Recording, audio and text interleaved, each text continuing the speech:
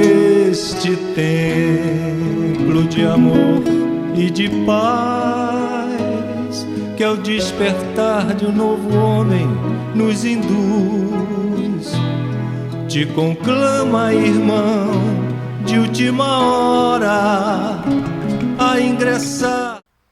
Primeiramente, eu estou muito nervoso,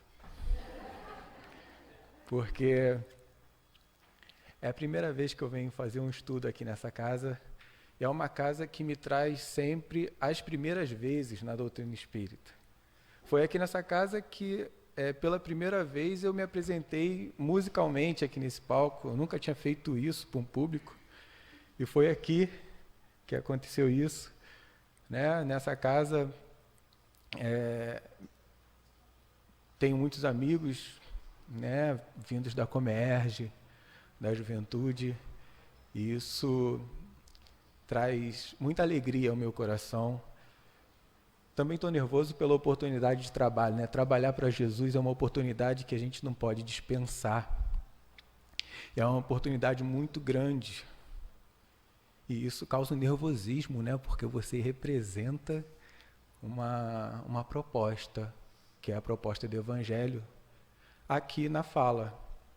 E isso traz uma imensa responsabilidade para a gente. Né? Mas, enfim. Bom, eu sou professor, eu gosto de falar gesticulando, eu gosto de falar andando.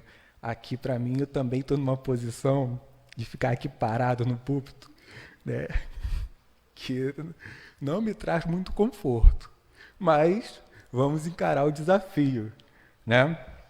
Bom, o tema Odiar os Pais, ele é o capítulo 23 do Evangelho segundo o Espiritismo, logo no início do capítulo. E esse tema eu vou compartilhar com vocês porque eu decidi estudar esse tema pelo estranhamento que ele me trouxe. Né? O nome do capítulo 23 do Evangelho segundo o Espiritismo é Estranha Moral. Como assim odiar os pais? Como assim Jesus falou para a gente odiar os pais? Aquilo me intrigou, aquilo me deixou encucado. Por que Jesus diria para que a gente odiasse nossos pais? E aí eu fui começar a pesquisar sobre isso. Né? E aí vem a seguinte passagem que está em Lucas, capítulo 14, versículo 26, ele coloca: se alguém vem a mim e não odeia o próprio pai, a mãe, a mulher, os filhos, os irmãos, as irmãs e ainda sua própria alma, não pode ser meu discípulo. Eu estranhei muito isso. É estranho, né? A gente ouvir ou a gente ler na Bíblia essa passagem vinda de Jesus. Jesus, o que traz para a gente toda uma proposta, toda uma ideia de amor, né? De caridade, de auxílio ao próximo. Aí ele fala para odiar o próprio Pai. Achei muito estranho isso. Até que Kardec coloca isso, né, lá no livro O Evangelho segundo o Espiritismo, abrindo o capítulo Estranha Moral. O que Jesus quis dizer com isso? Né? Mas ele não parou por aí. Jesus trouxe algumas outras passagens, ou pelo menos os discípulos de Jesus, até porque a gente sabe que o Evangelho ele foi escrito pós-morte de Jesus. Né? Todos os evangelhos, os 4 evangelhos, eles foram escritos depois da morte de Jesus. Nenhum foi escrito durante a vida de Jesus na Terra. Então, a gente pode começar a elaborar uma hipótese de que quem escreveu os evangelhos, né, os discípulos, Mateus, Lucas, Marcos e João, Eles podem ter se equivocado ali naquela hora de colocar aquela palavra. Era uma hipótese, era o que eu comecei a pensar. Nossa, então talvez os discípulos pudessem estar equivocados na hora de escrever isso. Né? Até porque, vejamos essa outra passagem.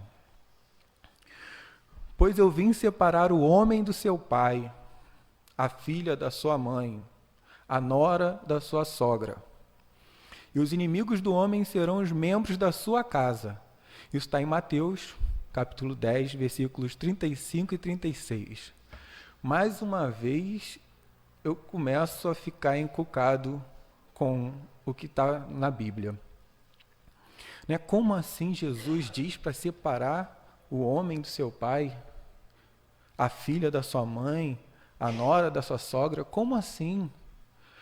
A proposta de Jesus sempre foi e sempre será uma proposta de união, uma proposta de fraternidade, uma proposta de amor ao próximo, e ele vem dizendo separar. Mas não parou por aí não. Tem mais essa. Supondes que vim para dar paz à terra? Não.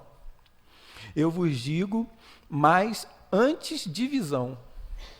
Pois a partir de agora estarão 5 divididos numa casa, 3 contra 2 e 2 contra 3. Estarão divididos, pai contra filho e filho contra pai, mãe contra filha e filha contra mãe, sogra contra sua nora e nora contra a sogra. Isso está em Lucas, capítulo 12, versículos 51 a 53. Bom, a questão da família que ele traz, a gente pode começar a entender pelos estudos de Kardec. Principalmente quando Kardec traz a ideia ou a proposta do planejamento reencarnatório. Aí a gente começa a entender a formação da família. A gente consegue até entender essa questão da divisão dentro da própria família, dentro da própria casa. Né? Quando principalmente Kardec coloca em O Livro dos Espíritos, na resposta da questão 258, ele diz que nós podemos escolher o gênero de provas por que há de passar, e nisso consiste o seu livre-arbítrio. Ou seja, quando nós estamos lá na erraticidade, lá no plano espiritual, nós temos a oportunidade de escolher as provas que vamos passar aqui quando encarnado. Isso está lá no Livro dos Espíritos. Mas não é sempre assim. Nem todos nós temos a oportunidade de escolha. Nem todos nós temos a oportunidade de planejar a nossa reencarnação conforme ao nosso desejo, ao nosso bel prazer. E Kardec coloca isso também no Livro dos Espíritos, quando o Espírito de Verdade responde à questão 262. O Espírito de Verdade diz: Deus lhe supre a inexperiência, traçando-lhe o caminho que deve seguir, como fazeis com a criancinha. Deixa-o, porém, pouco a pouco, à medida que seu livre-arbítrio se desenvolve, senhor de proceder à escolha. E aí ele nos traz duas questões. Quando a gente, antes de reencarnar, ou a gente escolhe as nossas provas, que nós vamos passar durante toda a nossa reencarnação, e isso é inclusive a família que a gente vai estar, a família que nós vamos reencarnar, ou a gente, como criancinha, como diz o Espírito de Verdade, a gente é colocado numa situação porque nós ainda não temos condições de escolher as nossas provas e expiações. Então aí a gente é colocado numa família, a gente é colocado numa situação de vida encarnada para que a gente possa passar por aquelas provas, por aquelas expiações e assim podermos progredir, podemos evoluir. Então, quando a gente se fala de planejamento reencarnatório, a gente fala de duas possibilidades. Uma, aquela em que eu tenho a minha escolha, e a outra que eu não tenho a minha escolha. Né? E quando a gente vê essa questão, a gente pode repensar a formação das famílias. Né? A gente pode rever, a gente pode discutir como são as famílias são formadas. Né? Muitas vezes a gente pode escolher a família que a gente está, outras vezes não. Isso depende da nossa própria evolução, isso depende do nosso próprio entendimento quanto espírito, quanto ser espiritual. Né? Como diz em o Livro dos Espíritos, ou a gente escolhe a família que a gente vai estar. Eu vou ser filho de fulana, eu vou ser filho de fulano, vou viver nessa cidade, nesse país, né? Eu vou ter tais pessoas como irmãos e parentes.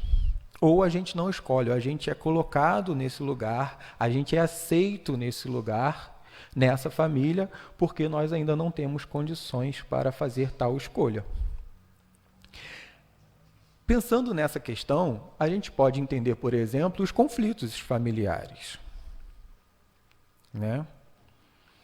Porque se eu sou inserido numa família a qual eu não tenho nenhuma afinidade com essa família, é natural que haja conflito. Né? Eu não tenho afinidade de ideias, não tenho afinidade de coração, de sentimentos. É natural que haja conflito. Né? Mas isso também é uma prova. É uma prova de amor ao próximo. É uma prova que todos daquela família precisam estar ali passando para que possam aprender o amor ao próximo. Isso é uma oportunidade de evolução. Disse-nos alguém, não lembro quem ou onde, mas eu lembro da mensagem que diz: se precisas ter paciência, terás alguém ao seu lado para testar a tua paciência. Se precisa ter sabedoria, terás alguém do teu lado para testar a tua sabedoria. E assim acontece também as provas às quais passamos no nosso seio familiar. Se a gente precisa aprender o amor ao próximo, nós vamos ter alguém ao nosso lado que vai testar isso, que vai fazer com que a gente muitas vezes perca a paciência, que vai fazer com que a gente muitas vezes saia do eixo, para provar para nós mesmos que somos capazes de aprender a perdoar, de aprender a amar, de aprender a ter paciência, aprender a tolerância com o outro, né? Aprender a empatia, né? Essa capacidade de se colocar no lugar do outro, essa capacidade de tentar entender o outro, né? Como o outro pensa, como o outro sente. Então as famílias, ela tem isso dentro, ela tem esse sentido de existência. Trabalhar esse planejamento das nossas provas com aqueles espíritos que precisam estar perto de nós. Assim como a gente precisa ser ajudado por eles, nós estamos ali também para ajudá-los. Bom, até aí tudo bem. Até aí ok. Mas e o odiar? Tá, eu entendo que dentro da minha família, né, eu preciso aprender a amá-los, né, eu entendo que eu estou ali com eles porque há uma necessidade reencarnatória, mas e o odiar o pai? Ainda não me respondeu essa questão. E eu continuei pesquisando. Né? E aí lá no Evangelho segundo o Espiritismo, capítulo 14, item 8, Kardec coloca o seguinte: há, pois, duas espécies de família. As famílias pelos laços espirituais e as famílias pelos laços corporais. Então Kardec coloca que nesse planejamento reencarnatório, né, nessa constituição das famílias, existem dois tipos de família. A primeira, durável, que é a formada pelos laços espirituais. Elas se fortalecem pela purificação e se perpetuam no mundo dos espíritos através das várias migrações da alma. É aquela família em que todos têm afinidade uns com os outros. Todos estão ali juntos durante algumas reencarnações, né, e buscam crescer e buscam ajudar a si mesmo mutuamente. É aquela família que tem conflitos, sim, né, porque não é o amor sobressaindo que vai tirar o conflito. Claro que não, são os espíritos individuais, né? E por mais que se amem, eles são diferentes. E por mais que se amem, pensam diferente. Então tem conflitos? Tem conflitos. É natural, nós estamos ainda em nível de mundo de provas e expiações, né? Então é natural termos conflitos. Mas essas famílias são mais duráveis, mais coesas, né? Ficam mais juntas, né? E eles falam das segundas, que são mais frágeis, que são as famílias pelos laços corporais. São frágeis como a matéria, se extinguem com o tempo e muitas vezes se dissolvem moralmente, já na existência atual. Olha só, se dissolvem moralmente.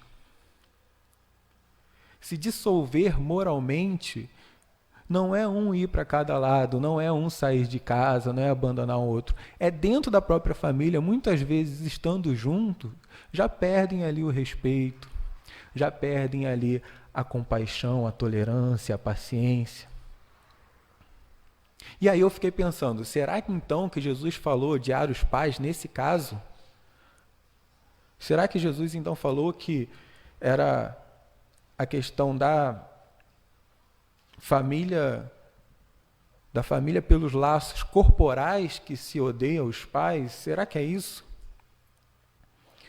Não, não é isso. Porque, inclusive, a família pelos laços corporais também estão ali por algum motivo. A gente aqui na doutrina espírita, a gente compreende que nada é por um acaso. Nada acontece sem a vontade divina, sem o planejamento dos espíritos superiores, né? Sem o respeito ao nosso livre-arbítrio. Então a gente entende que, ainda assim, as famílias criadas pelos laços corporais, ainda existe ali um motivo de ser. E esse motivo de ser, ele tem como principal questão as provas e as expiações. Expiações no sentido de trazer de dentro de você a luz que habita em você. Né? Expiação no sentido de que todo aquele mal, posso dizer mal? Não sei, mas todas aquelas ações ainda equivocadas, melhor dizendo, né? Ações equivocadas que tivemos ao longo das nossas existências, podem ser ali naquele momento dissolvidas, perdoadas, amparadas, né? A partir do laço dessas famílias. Então a família, na minha opinião particular, ela tem uma função muito importante nas nossas vidas. Né? É a função de trazer a luz que há dentro de nós para fora. Eu acredito muito nisso. Né? Que a família tem essa função. Fazer com que nós, dentro do nosso seio familiar, independente do tipo de família que estejamos, seja a família com os laços espirituais, ou as famílias com os laços corporais, independente do tipo de família, a família tem essa função. Né, trazer de dentro de nós aquela luz que habita lá e que a gente não sabe, através do amor dos nossos pais, né, através do amor dos nossos irmãos, através dessa convivência, né, dessa união que existe no âmbito familiar. Tá, mas aí não tem a questão do ódio aqui ainda. ainda não me respondeu a pergunta. Respondeu a vocês a pergunta? Vocês ficaram em dúvida? Vocês ficaram? Eu também ainda não me respondeu a questão do odiar os pais. Eu continuei pesquisando. E aí eu fui para o YouTube. Fui ouvir o Haroldo Dutra, né? Até porque Haroldo Dutra, né, ele tem um conhecimento muito amplo. E ele foi o que traduziu lá a Bíblia, né? Existe uma tradução do Haroldo Dutra da Bíblia. Ele foi lá nos arquivos do Vaticano, pegou os originais e traduziu.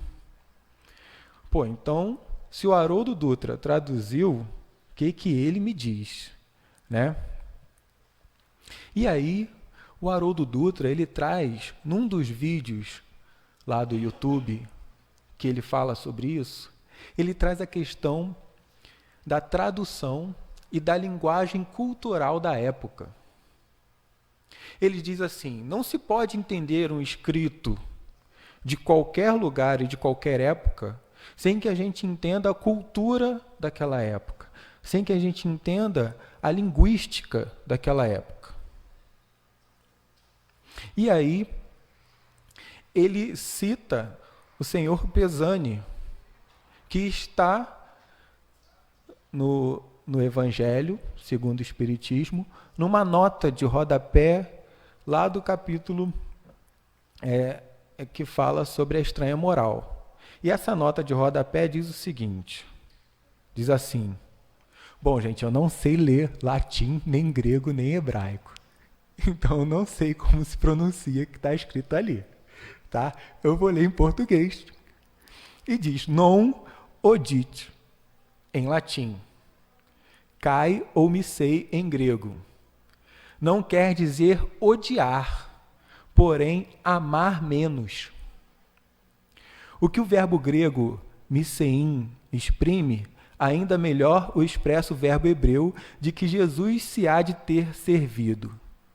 Esse verbo não significa apenas odiar, mas também amar menos, não amar igualmente, tanto quanto a um outro. Começou a me explicar. Aí começou a me explicar. Haroldo Dutra vem dizer no seu vídeo que lá na linguagem dos hebreus, a linguagem é uma linguagem muito pobre, diferente da nossa língua portuguesa, né? Então, muitos termos tinham muitas traduções, e isso dependia do contexto que aquele termo estava escrito. E, além disso, ele traz muitas comparações. Nessa própria nota que diz aí embaixo do senhor Pesani, ele também faz a comparação daquela passagem do buraco da agulha, um camelo passar por um buraco de agulha. Que ele também fala que é uma questão da linguística e cultural da época, em que a tradução não necessariamente significa aquilo. Ele diz também que no hebreu não tinha palavras para dizer amar muito ou amar pouco. O que definia o amar muito ou amar pouco era somente o antônimo da palavra. Então, amar não tinha amar muito, era só amar, e o amar pouco era o antônimo, odiar. Que dentro do contexto da frase, dentro da colocação, né, esse odiar significaria amar menos. Então Jesus não quis dizer odiar, como nós entendemos o ódio. Jesus quis dizer que ele deveria amar menos o Pai e amar mais a Deus. Aí me aliviou o coração. Aí eu começo a compreender, né, essa passagem de Jesus e dá um alívio no coração. Ok. Tá. Mas e a questão da sogra e da nora? E a questão dos irmãos que a gente viu lá anteriormente? E essa questão da separação toda? É separar mesmo? Né? Essa questão do conflito familiar que Jesus trouxe. O odiar, ok, aliviou mais meu coração agora. Mas essa questão toda da separação, né, dos conflitos, o que Jesus quis dizer com isso? A gente começou a entender isso pelo planejamento reencarnatório. Nós, espíritas, começamos a compreender isso a partir da formação da família. Né? Mas hoje eu também trouxe uma contribuição para a gente tentar entender essa questão.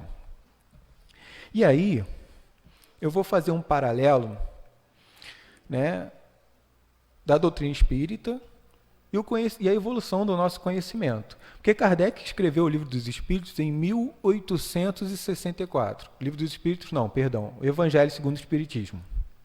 1864. Cerca de 46 anos depois, surge a psicanálise com Freud. Né? Ele escreve o livro A Interpretação dos Sonhos, e que ali ele é o início, é o marco inicial da psicanálise. Ou seja, Kardec não conhecia os estudos de Freud. Kardec não acompanhou isso. A psicanálise ela surge pós-doutrina espírita, pós-Evangelho segundo o Espiritismo. Então, o que o Espiritismo e a psicanálise têm a ver uma coisa com a outra? Como que a psicanálise pode nos ajudar a entender essa questão da separação, dos conflitos, né, que Jesus tanto falou lá no Evangelho de Lucas e de Mateus? Bom, a psicanálise ela traz como base teórica, né, alguns conceitos. Ela traz o conceito da formação do inconsciente, né? E nesse conceito da formação do inconsciente, ele traz a formação do sujeito, a formação do ser pensante. Como é que é isso? Para a psicanálise, principalmente Freud, ele diz que quando a gente nasce, quando a gente é bebezinho, o mundo da nossa mãe vira para a gente, né? Tudo que a nossa mãe faz é em prol da gente. A gente se torna como se fosse a majestade o bebê, como Freud diz, né? E a gente fica ali com aquela criança, a gente idealiza um mundo para aquela criança. Aquela criança vai ser isso, vai ser linda, vai acontecer isso, não é? Eu estou vendo as mães aqui balançando a cabeça. Né? Aquela criança vai ser... E você começa com aquele bebezinho pequeno, ali no teu colo, idealizando um monte de coisa para aquela criança. E aquela criança, nesse contexto, ela vai vendo em você a pessoa que está ali cuidando dela, está ali dando, né, suprindo as necessidades dela, vai ver em você alguém que se espelha. Né? Ela vai depositar o amor todo dela nessa pessoa. Né? E aí, essa criança começa a crescer e deposita em você esse amor. Né? Freud diz que ela meio que cria uma estrutura amálgama, ou seja, ela é um simbionte, ela se junta, né, a essa mãe. Né? Ela não consegue mais perceber o que é ela e o que é a mãe. São as duas coisas uma coisa só. Né? E nesse momento, essa criança ela tem tudo na mão dela. Imagina só, a criança nasceu. Aí você dá lá para ela, você quanto mãe, ou você quanto a pessoa que cuida, né, dá tudo para ela. Até significação para cada tipo de choro. Ah, esse choro é de dor. Esse choro é de sono. Esse choro é de pirraça. Ah, não, esse choro aí é porque está com dor na barriga. Ah, não, esse é de dor de ouvido. Esse é porque está sujo. Né? E você começa já a se entrelaçar com essa criança. Ok. Para que forme um sujeito, para que forme uma pessoa que pensa, essa criança precisa ser ela. Precisa ser ela. Ela tem que, nesse momento, aprender que ela é ela e a mãe é a mãe. Para que, a partir daí, ela possa ter a sua personalidade, ela possa ter a sua subjetividade. Então, ela precisa, nesse primeiro momento da infância, se separar dessa mãe. E aí é o que Lacan chama de inserção do nome do pai. Ou seja, alguém que barra essa mãe e fala assim, mãe, olha só, você é você tem os seus desejos, cuida da tua vida. Essa criança precisa de cuidados sim, mas você não pode ficar com essa criança o tempo inteiro abraçando essa criança a vida inteira.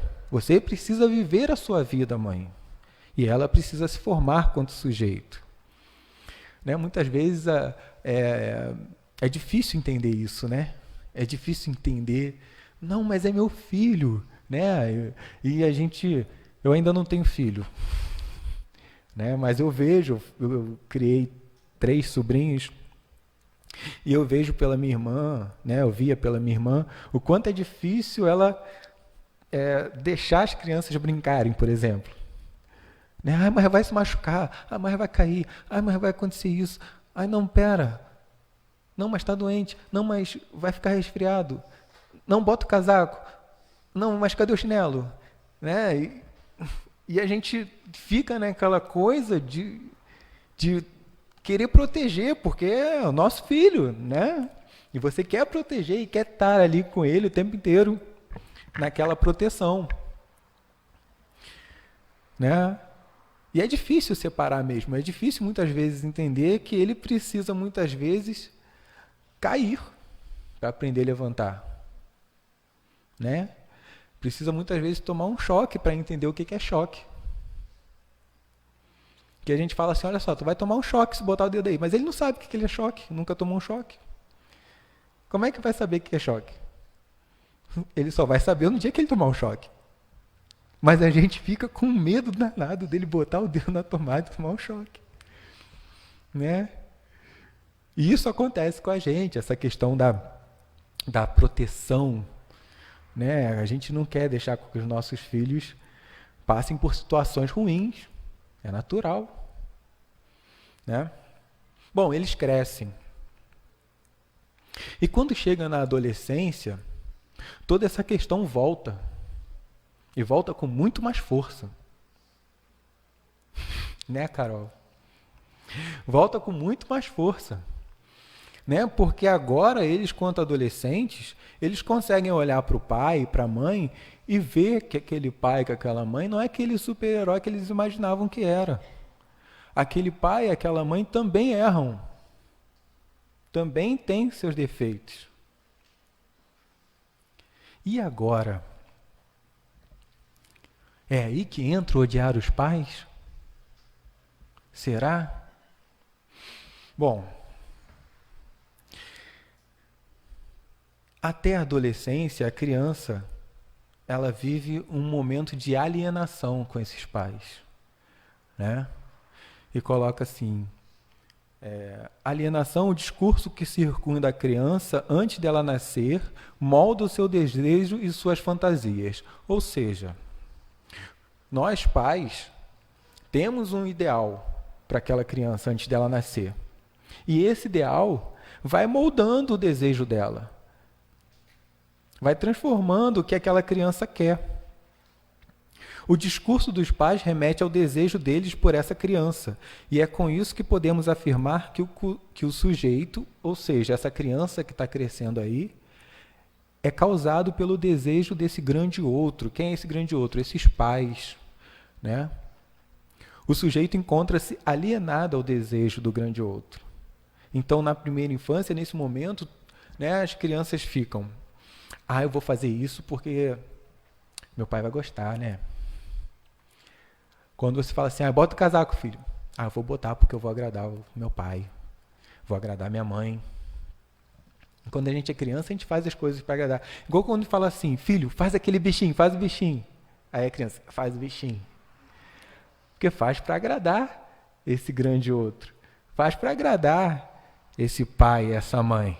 Então, até esse momento, essa criança está alienada a esse grande outro, sim. O que é natural, né? Só que chega um momento que precisa se separar desse grande outro. Que ela precisa aprender que ela é um sujeito que pensa, que sente, que deseja, né? E essa separação se dá principalmente com o encontro da falta. O que é isso? É quando ela percebe que esse grande outro, como eu já disse anteriormente, ele também falha, ele não é completo, né? Ele não tem os superpoderes que a gente acha, né? O encontro com a falta do grande outro, com o desejo do grande outro, abre o sujeito a possibilidade de se identificar com esta falta e ocupar inicialmente o lugar do objeto da falta do grande outro, né? Então a criança entende que há ali uma falta e muitas vezes ela se coloca como objeto dessa falta. Eu vou suprir as necessidades do meu pai. Eu serei o amor da vida da minha mãe. Eu serei o amor do meu pai. Mas precisa me separar disso, né? Sônia Alberti é uma autora carioca, né? Ela é professora, se eu não me engano, da UFRJ e da PUC. Eu acho que é a UFRJ ou UERJ. E ela tem um livro chamado Adolescente e o Outro. Ela é psicanalista. E ela diz o seguinte: a separação da autoridade dos pais é o maior trabalho da adolescência. Todo adolescente, ele passa por que nós chamamos, no senso comum, de crise da adolescência. Eu sou criança ou sou adulto? O que eu sou? Né? Eu gosto muitas vezes de ter atitudes de criança, mas eu não posso agora eu sou adulto. Não, mas calma aí. Mas eu gosto de fazer isso. Não, mas agora eu tô homenzinho. Eu tô uma moça. Então essa separação, esse entendimento, né, da separação dessa autoridade dos pais sobre o sujeito, é um trabalho muito difícil para o adolescente. É um conflito muito grande que ele passa ali nessa questão.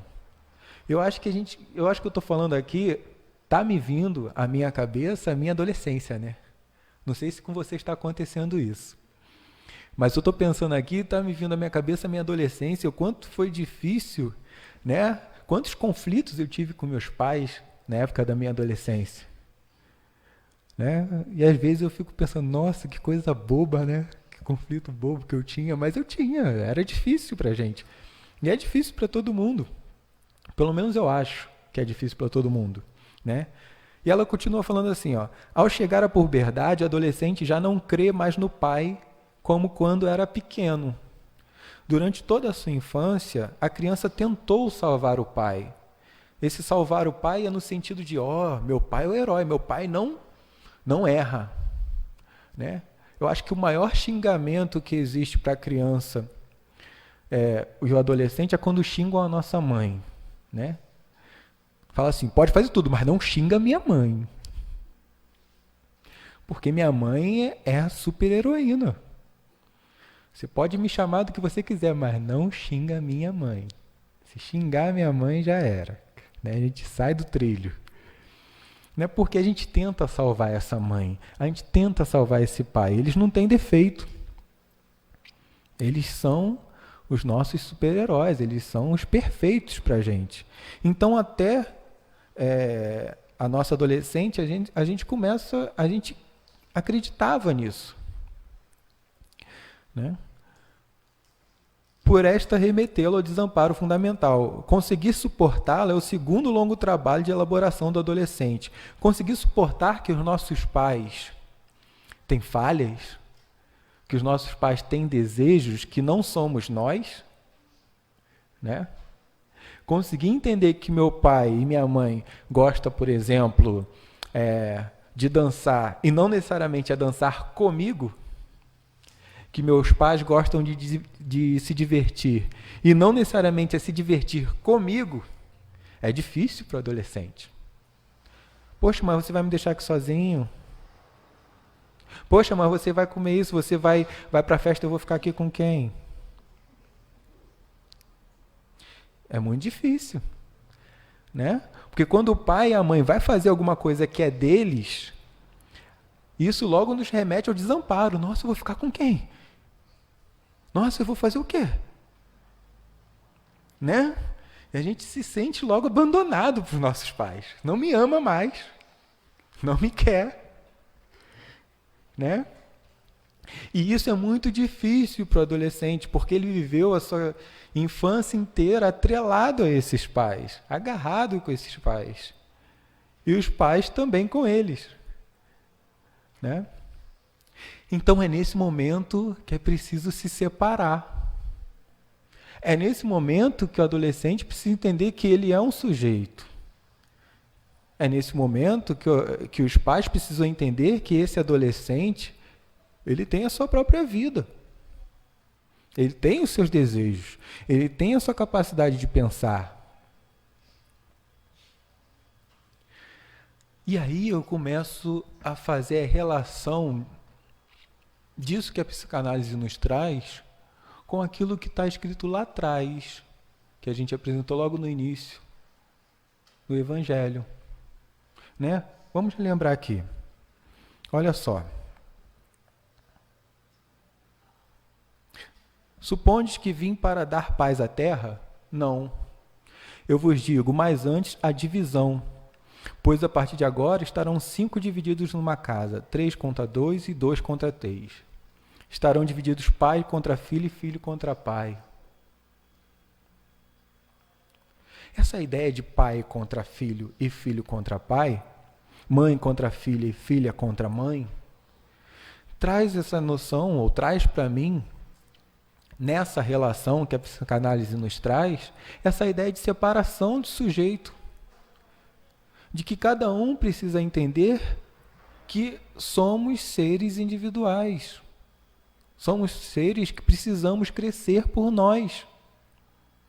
E que não é a vivência grudada um com o outro que vai fazer com que a gente cresça e se desenvolva, mas o entendimento da sua própria subjetividade, da sua própria personalidade. Jesus, como esse exemplo, esse modelo que ele nos traz, né, com sua inteligência muito à frente da nossa, ele já sabia disso. Então, quando ele falava aqui, pois eu vim separar o homem do seu pai, a filha da sua mãe, essa separação é exatamente nesse contexto. Pelo menos no meu entendimento, Jesus vem dizer o seguinte: pai, mãe, separe-se dos seus filhos, porque eles precisam ser seres individuais, eles precisam crescer. Vocês não podem ficar protegendo eles a vida inteira. Deixem seus filhos crescerem. Eles precisam aprender com as suas experiências. Eles precisam aprender com as suas vivências. E isso é uma forma de crescimento. Cada um tem as suas próprias provas e expiações. Nós somos espíritos individuais.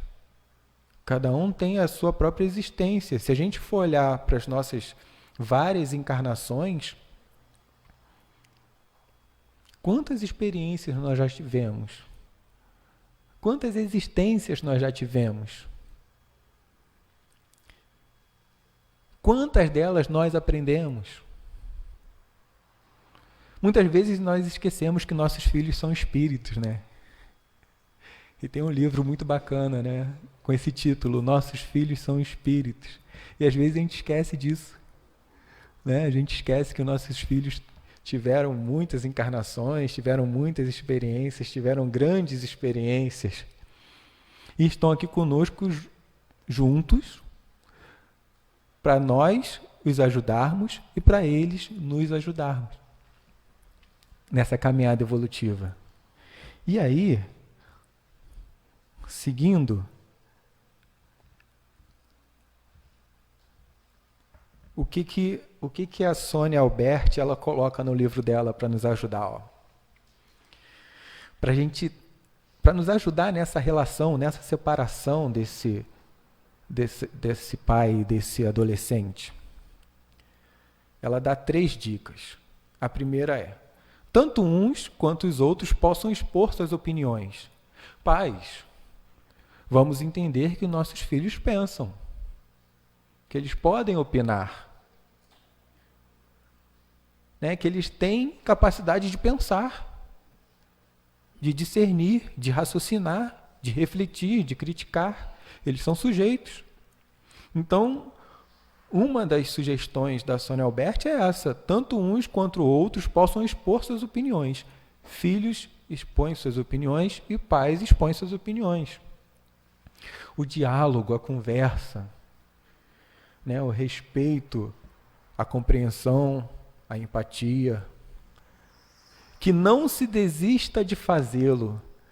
Até porque o adolescente é difícil, né? Vamos combinar. Eu falo por mim, né? Adolescente é difícil. Muitas vezes chega, não quero conversar agora não.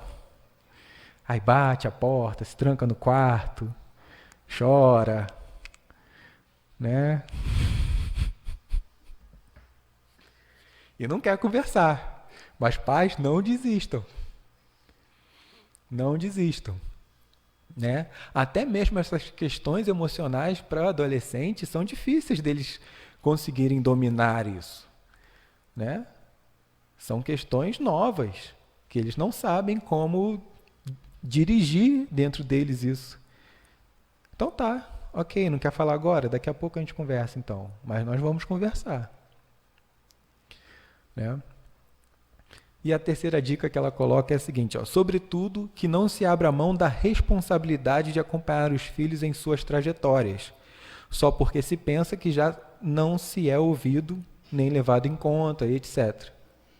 Ele não me ouve, então vou deixar ele para lá. Eu trabalho em escola. Em uma das escolas que eu trabalho como orientador educacional. Então a gente atende muitos pais. A gente faz muitas reuniões de pais, né?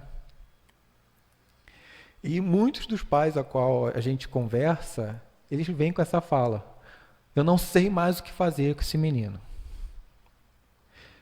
Eu não aguento mais esse menino. Né? É como se eles estivessem desistindo da educação. É como se eles estivessem cansados de tantas tentativas que não tiveram sucesso. E aí, esse cansaço dessas tentativas o deixa sem forças para conseguir, né? Mas aí o que ela coloca? Aqui, só porque se pensa que já não se é ouvido, não é levado em conta, continue. Continue tentando, continue acompanhando. Essa responsabilidade é sua. Mesmo que eles não queiram. Eu lembro de um filme, né, falando sobre isso, em que um adolescente estava indo para a escola e o pai policial foi levar esse adolescente na escola com uma viatura. E aí esse pai deixa esse adolescente na frente da escola com essa viatura. E aí quando o adolescente vai encaminhando em direção à escola, o pai pega o megafone da viatura, liga bem alto e diz: filho, eu te amo. Imagina isso para um adolescente, né? Ele ficou mararo, olhou para o pai: filho, eu te amo, fala que me ama. E no megafone, falando. Aí o filho teve que virar para ele parar de falar, né? Teve que virar: pai, te amo. E entrou para a escola. Na hora o filho vai ficar assim: caramba, ai que mico. Ai, passei vergonha aqui na frente da escola. Mas lá dentro ele vai se sentir muito amado. Muito. Muito amado. Eu fico pensando, se fosse eu, né, trazendo essa questão para mim, eu acho que eu me sentiria com muita raiva na hora. Mas depois eu ia parar para pensar e ia falar, caramba, meu pai realmente, né, minha mãe realmente me ama. Então é isso, né? A gente não pode abrir mão dessa responsabilidade de estar ali com os nossos filhos, né? Então ela coloca assim, ó: para se exercer como desejante, é preciso poder se separar. É preciso poder sair desse laço. Não estou falando aqui, gente, pelo amor de Deus, de deixar de amar nossos pais. Não estou falando aqui para sair de casa. Não é essa a questão. Quando fala se separar, eles falam se separar do desejo desse pai. Pai, mãe, não é o seu desejo para o seu filho, é o desejo dele. Você passou por suas experiências. Você teve as suas experiências. Muitas vezes ruins, muitas vezes boas. E com essas experiências você aprendeu. Você cresceu. Né? O seu filho ainda não teve experiências. E você, pai, mãe, não tem como tirar as suas experiências da sua cabeça e colocar no seu filho. Não existe isso, não tem como a gente fazer isso. Por mais que a gente queira, por mais que a gente não queira que ele passe pelas mesmas coisas que a gente passou, que foram ruins, né? Por exemplo, aquele primeiro namorado ou namorada que foi tão ruim, aí você fica, minha filha, não namora agora não. Namora mais tarde, né?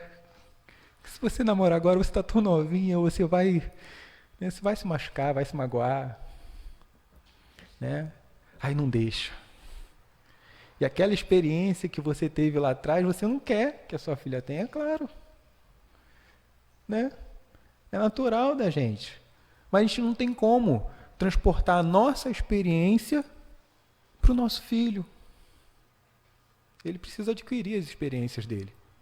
As boas e as ruins. O que a gente vai fazer é orientar. O que a gente pode fazer é contar nossas histórias. Isso torna o nosso laço mais próximo com os nossos filhos. Né? Eu lembro de quando eu era mais criança para adolescência, quando meu pai e minha mãe vinham contar as histórias dele. Nossa, eu ficava encantado com aquelas histórias. Meu pai meu pai vivenciou muita coisa. E aquilo me trazia uma ideia de um pai que também cresceu, que também passou pelas situações que eu estou passando, que também passou pelas experiências que eu estou passando, pelos conflitos que eu estou passando. E isso me identificava com aquele ser. Muitas vezes eu não fazia algumas coisas, ou fazia algumas coisas, porque meu pai falava assim, olha, eu fiz isso, deu certo. Eu não fiz isso, não deu certo. Então o que a gente pode fazer é orientar, o que a gente pode fazer é dizer qual é a nossa opinião sobre tal coisa. Mas transportar a nossa experiência para o nosso filho não dá. Né? Olha o que ela continua falando. Ó. Suas opiniões, diretivas e observações têm bastante solidez. Forma também de ensinar aos filhos e manterem seu modo de pensar malgrado e insistentes contrariedades que possam vir a sofrer no exercício de sua sustentação. O que ela quer dizer com isso? Pode ser que o adolescente não queira ouvir. Pode ser que ele não queira conversar, pode ser que ele não queira entender, pode ser. Mas continue.